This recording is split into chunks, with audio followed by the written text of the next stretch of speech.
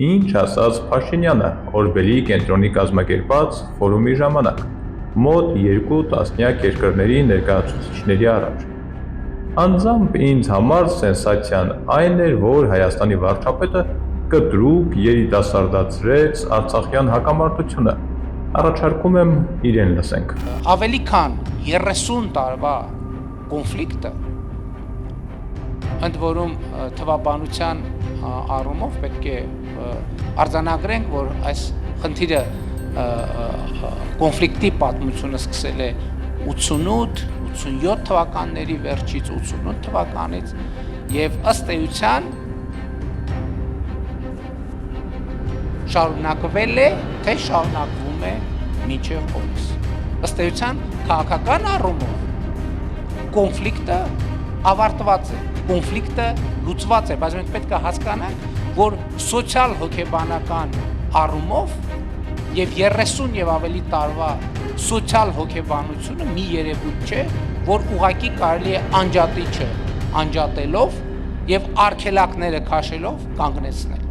Ուզում եք 10 անգամ լսեք, հենց այդպես էլ ասել է 1987 քարը պայթի 1988 թվականին է սկսվել Արցախյան հակամարտությունը։ Չեմ կարող դիմանալ գայթակղությանն ու չմեջբերել դասականի՝ իրոք։ Այսինքն մինչև 1988 թվականը ամեն ինչ շատ լավ էր ու հանկարծ 1988-ին ամեն ինչ կտրուկ վատացավ։ Չեմ կարծում, թե պարոն Փաշինյանը չգիտի, որ իր սահմանած ժամկետները մեկին մեկ համընկնում են Բաքվի սահմանած պաշտոնական ժամանակագրությանը, ըստ որի սեպարատիստ հայերը 1988 թվականին հանկարծ առանց պատճառի ոտքի կանգնեցին, սկսեցին բողոքել խորհրդային Ադրբեջանից ու դե մնացածը ինձնից լավ գիտեք։ Ու հիմա պարզվում է դա եղել է կոնֆլիկտի սկիզբը։ Իսկ ինչպես է Արցախը հայտնվել խորհրդային Ադրբեջանի կազմում։ Ի վերջո անգամ Ադրբեջանում չեն ժխտում, որ խորհրդայնացվել են առանց Արցախի։ Արցախի խորհրդայնացումը եղավ ավելի ուշ, իսկ խորհրդային Ադրբեջանին նրան բռնակցելը դրանից ավելի ուշ, ավելի քան 1 տարի հետո։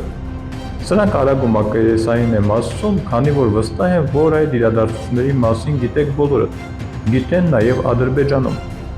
Այդ դեպքում ինչու ենք ուզում լինել Հռոմի պապից ավելի կաթոլիկ։